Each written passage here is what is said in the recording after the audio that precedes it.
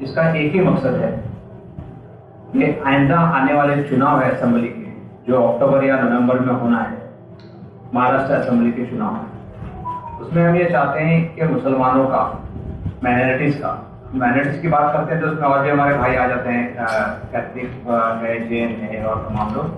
और जब मुस्लिम की बात करते हैं तो ऑब्वियसली सिर्फ मुसलमानों की बात करते हैं। तो हम ये चाहते हैं कि माइनॉरिटीज को भरपूर चेंजेस आए, और इन चेंजेस लाने में मुसलमानों का बहुत बड़ा हाथ रहा है, ओबीसी का बहुत बड़ा हाथ रहा है, दूसरी जो other communities, other backward class है, कैथलिक्स है, उनका बड़ा हाथ रहा है। तो हम ये चाहते हैं कि उनको जो हिस्सेदारी है, भागीदारी और हिस्सेदारी है, वो मिलना चाहिए। और नॉन पॉलिटिकल फ्रंट है, लेकिन उसके बावजूद हम लोगों ने एक पॉलिटिकल पैनल बनाया है जो, और हम लोगों की स्टडी भी चल रही है कि कौन कौन सी ऐसी असेंबली का यूनाइटेडली वोट किया जाए तो वो जीत सकता है, सेकुलर बुनियाद पर, सेकुलर पार्टी। यही आज की प्रेस कॉन्फ्रेंस का मकसद है। मैं चाहूंगा जी आप, और मैं इन तमाम बातों को तारीफ करता हूँ।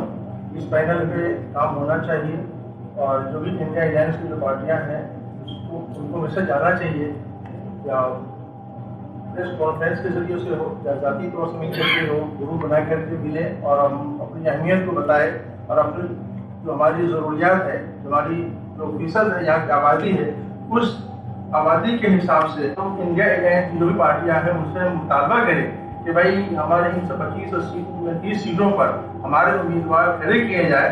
और अभी जो पार्लियामेंट्री इलेक्शन हुआ है उसमें हमारे मस्तूरात ने बहुत अहम रोल अदा किया है, खास तौर से मस्तूरात समाजी खिदमतगार हैं, उन्होंने बहुत ही अहम रोल अदा किया जहसाजी करने में, लोगों को तैयार करने में। और हमारी जो मुस्लिम औरतें थी, अगर उनका वोटर लिस्ट से नाम गायब था तो उन्होंने वोटर पार्टियां उनसे अपने मुतालबा को, अपने हकूक को रख सके और उनसे अपना मुतालबा का, हकूक का मुतालबा कर सके। तो ये सब चीजें हैं। ये बात प्रेस कॉन्फ्रेंस के जरिए से जो हमारी इंडिया अलायंस पार्टियां हैं उन तक ये बात पहुंचानी चाहिए, और सब लोग इसकी, मुझे उम्मीद है, इसकी तारीफ करेंगे। जो माहिरीन है, सियासी बसीरत रखते हैं, उनको ये अंदाजा है कि खुद इस महाराष्ट्र में कमोबेश असेंबली की 25 से 30 ऐसी सीटें हैं जहां मुसलमान असरअंदाज हैं, जहां मुसलमान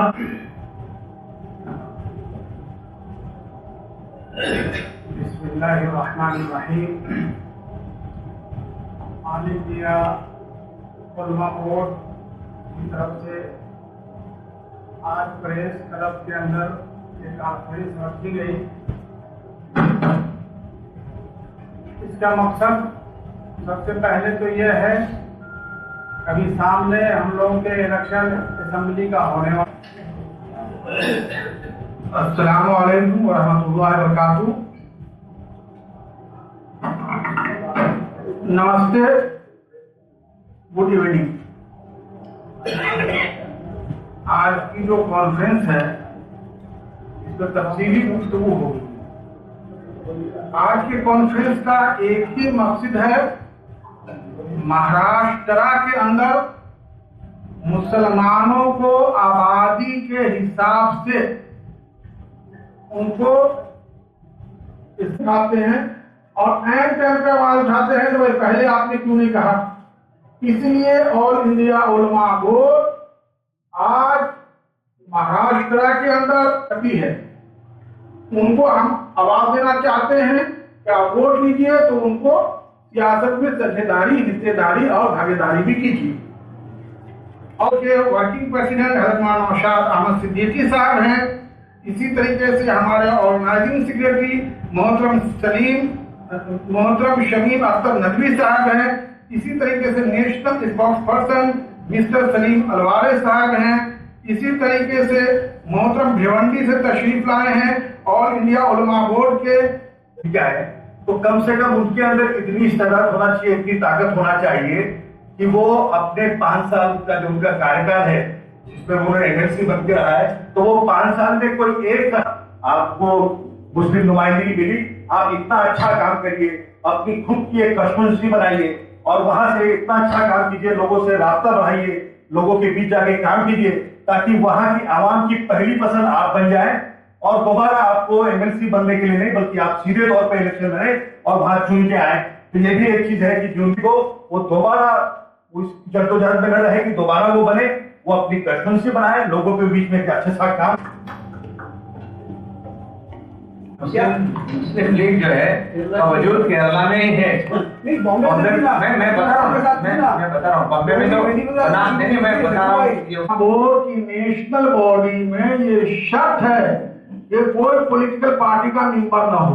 एक तो हमारे यहाँ पर हमने क्या ऐलान किया, पॉलिटिकल पार्टी अपने लीडर को दे, हमको ना दे। तो ऑल इंडिया बोर्ड के वहीं से हटके दूसरा काम सियासी पार्टी बनाने का। ऑल इंडिया उलमा बोर्ड हिंदुस्तान के अंदर भारत रत्न इमाम उल हिंद मौलाना अबुल कलाम आजाद रहमतुल्लाह अलैह को अपना सियासी रहनुमा बना दिए। और वो हमको आप नहीं थे सर, हमने कहा कि आप अपने शिवसेना आप देना चाहते तो अपने मुसलमान वर्कर को दे, जो देना चाहते उसका हमारे से टॉपिक ही नहीं है कि फरमाए। देखिए, आपने जो कम से कम एक सीट पर ऐसा कहा जा रहा था कि किसी मुसलमान नुमाइंदा को दिया जाएगा, 48 में से एक को नहीं दिया गया। एक साहब ने उसके लिए अपना रिजाइन भी कर दिया था, वो भी आप जानते हैं, सब जानते हैं कि कैंपेन स्टार्ट कैंपेन उसने रिजाइन किया था, उससे में आके फिर बाद में वो चले गए।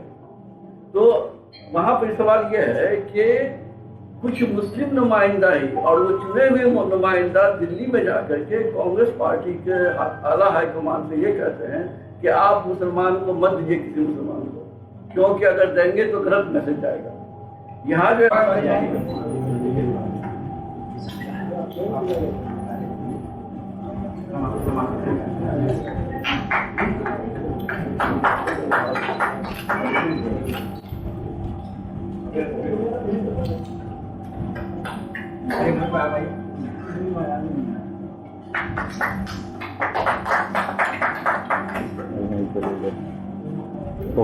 सर एक मिनट सर,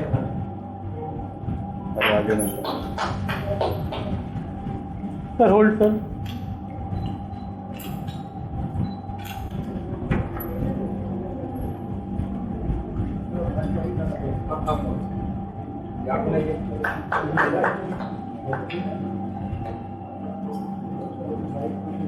सर सामने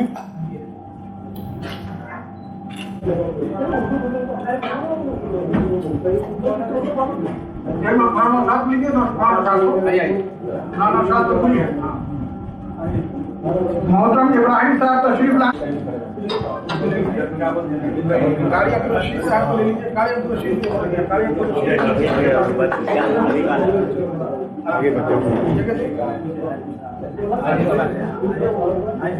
सामने देखिए, सामने देखिए सर।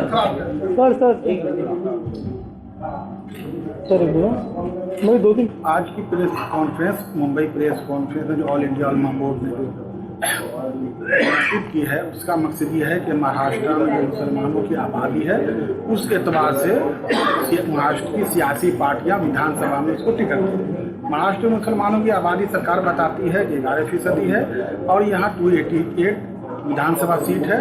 इसके एतबार से मुसलमानों को 30 टिकट मांगने का हमने अपना मुद्दा रखा है। मांगने में रहेगी कि आप पूरे इंडिया नहीं, अभी तो देखो अपना नेटवर्क है, ऑल इंडिया उलमा बोर्ड का नेटवर्क जो पूरे मुल्क में है, लेकिन आज जो है वो आज का जो अभी असेंबली का जो चुनाव सामने है वो महाराष्ट्र में, तो अभी हमने जो रेस की है महाराष्ट्र। भविष्य में अगर वो लोग टिकट नहीं देती है कोई भी पार्टियाँ, तो फिर आप क्या करें? सोचेंगे क्या हो सकता है, जो भी आज उस पर बात करना ठीक था। पहले ये हमारा पहला स्टेप है, टिकट का डिमांड का है, टिकट कितने देते हैं, नहीं देते हैं, क्यों नहीं देते हैं, उस पर फिर हम सोचेंगे उस पर क्या करना चाहिए। हमारी इतनी ताकत है, जितना हम लोग जा सकते हैं उसके हिसाब से हम पकड़ते लगे, अपनी चादर दे के पाँव में वैसा अपन अपनी पोजीशन देखकर हम लोग जो भी डिसाइड करना है हम लोग डिसाइड